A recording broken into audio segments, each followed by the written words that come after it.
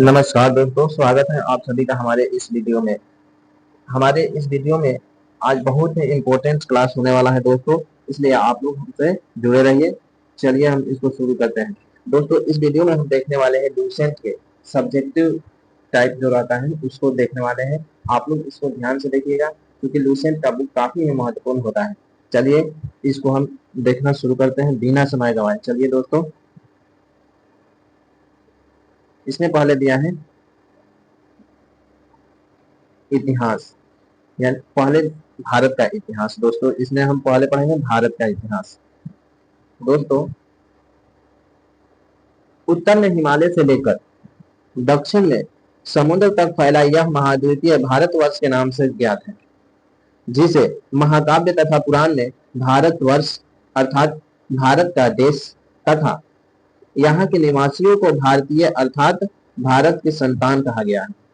यूनानियों ने भारत को इंडिया तथा मध्यकालीन मुस्लिम इतिहासकारों ने हिंद अथवा हिंदुस्तान के नाम से संबोधित किया है। भारत को हिंदुस्तान के नाम से संबोधित किसने किया है? मुस्लिम इतिहासकारों ने। भारतीय इतिहास को अध्ययन की सुविधा के लिए 3 भागों में बांटा गया है। पहला है प्राचीन भारत, दूसरा है मध्यकालीन भारत और तीसरा है आधुनिक भारत।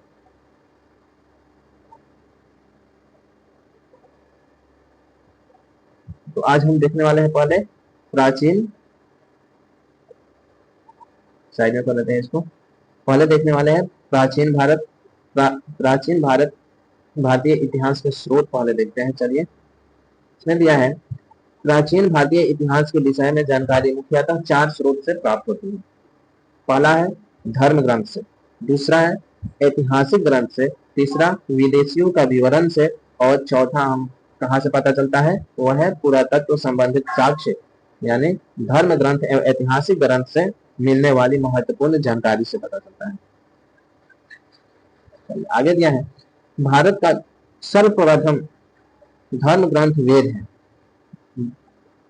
भारत का सर्व प्राचीन धर्म ग्रंथ क्या है? वो है वेद, जिसके संकलनकर्ता महर्षि कृष्ण द्वैपायन वेद व्यास को माना जाता है। यहां से एक क्वेश्चन बनता है, क्या वेदों की रचना किसने की? तो वो है वेद व्यास ने की। ठीक है, वेद 4 है। वेद कितने प्रकार के होते हैं?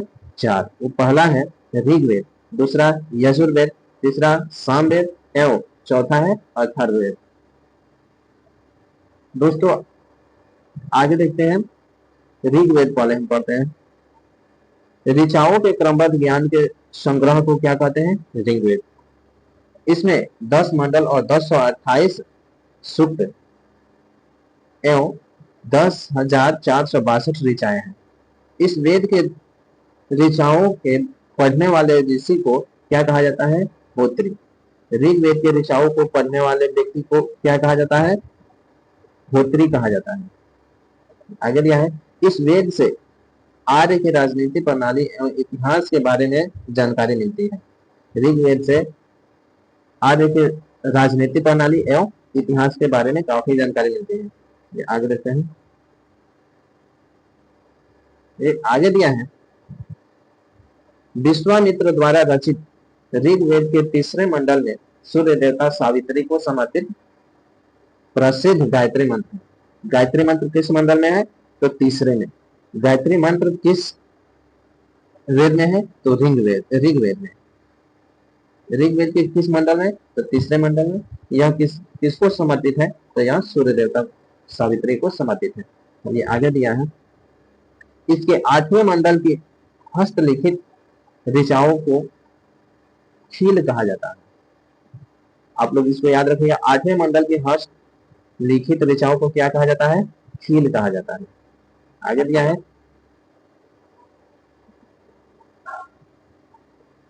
चतुष्पद समाज की कल्पना का आदि स्रोत ऋग्वेद के 10वें मंडल में वर्णित पुरुष सूक्त है, जिसके अनुसार 4 वर्ण ब्राह्मण, क्षत्रिय, वैश्य और शूद्र। यदि पुरुष ब्रह्मा के क्रमशः मुठ भुजाओं, जांघों और चरणों से उत्पन्न हुए हैं। ये तीन चारों किससे उत्पन्न हुए हैं? ब्रह्मा के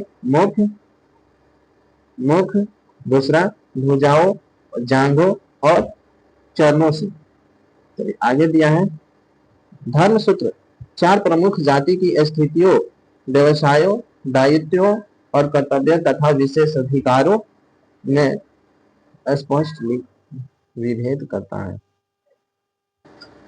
थोड़ा सा आप लोग यहाँ पर ध्यान दीजिएगा। धर्म सूत्र चार प्रमुख जातियों की स्थितियों, व्यवसायों, दायित्वों, कर्तव्यों तथा विशेष अधिकारों में स्पष्ट विभेद करता है, यानी भेदभाव करता है।